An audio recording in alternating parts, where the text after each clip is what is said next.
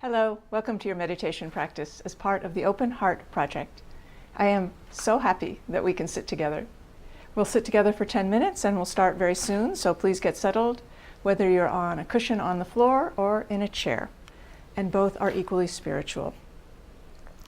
And if you're lucky, a cat will join you.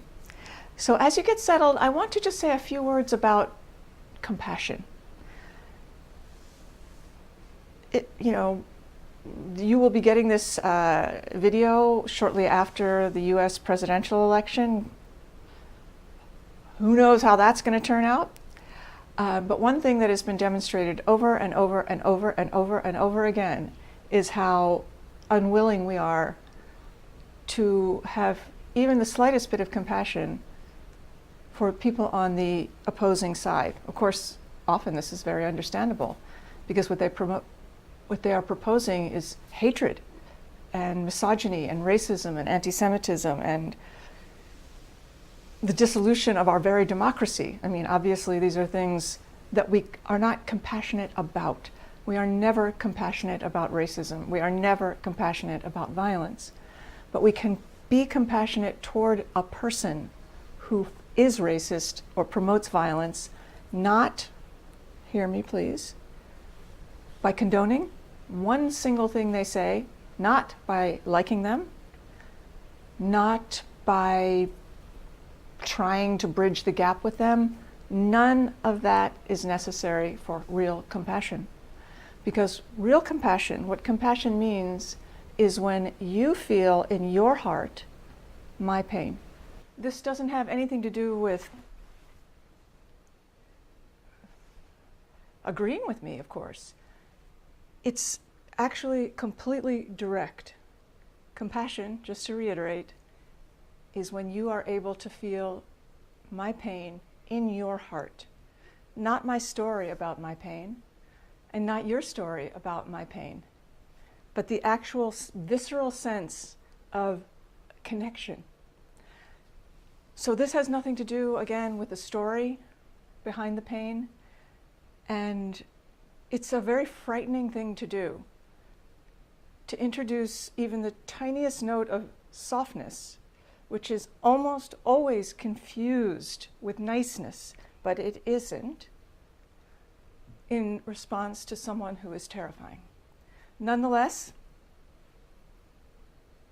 if you can find in their vitriol and hatred some sense of the pain that gave rise to it, not to condone it, but to feel a human connection with that person, things could really start to change in a way that they will not change through any form of aggression. So the trick we must learn in the 21st century, it seems and becomes more and more apparent with each year, is how to be intolerant without aggression.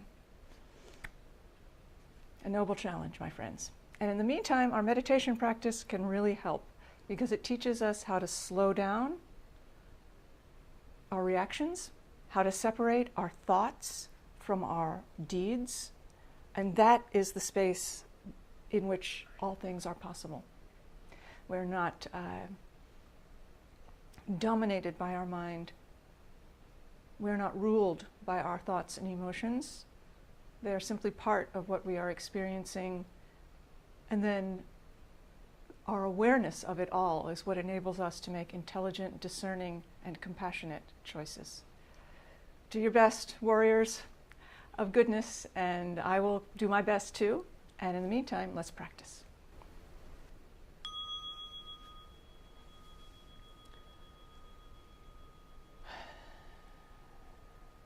To begin your practice, take a good posture, which means sit up straight. And in part, this is to enable an easy flow of breath. But in part, it is to remind you of your own dignity and worth. You can be proud of who you are. You can be appreciative of who you are. with all of your brilliance and all of your craziness. No problem. The hands rest on the legs, somewhere just above the knee. Let the belly relax.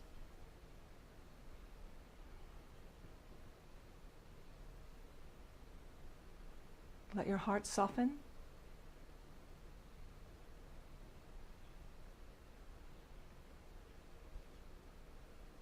The mouth is closed, but the lips and teeth are slightly parted. And let the muscles of speech relax, the jaw, the tongue, and so on.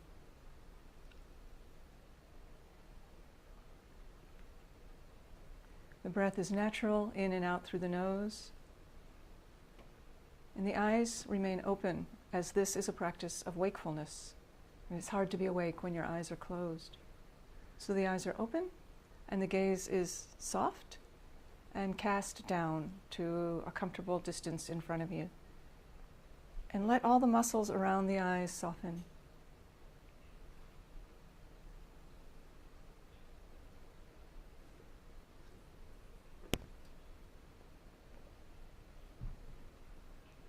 Feel yourself breathing. That's pretty much all that's happening right now. You're just breathing. And stay with your breath, allowing your attention to ride the inhale and dissolve on the exhale. You can't breathe in the past, no matter how hard you try, nor can you breathe in the future. You can only breathe right now. So when your attention is wedded to the breath, it is also married to the present moment. It's no big deal. And yet it is everything. So continue to stay with the breath.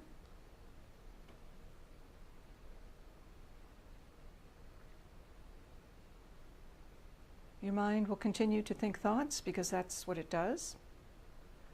Not trying to fire it from its role. Rather, let your thoughts just be as they are. Imagine they are like clouds in the sky. One by one, they all float by. And we are recognizing our mind not as a series of clouds, but as the sky, which can hold it all. If you notice that you drift off on a cloud, become absorbed in thought, no problem, just let go. Come back to the breath and remember that you are the sky. And we'll sit together.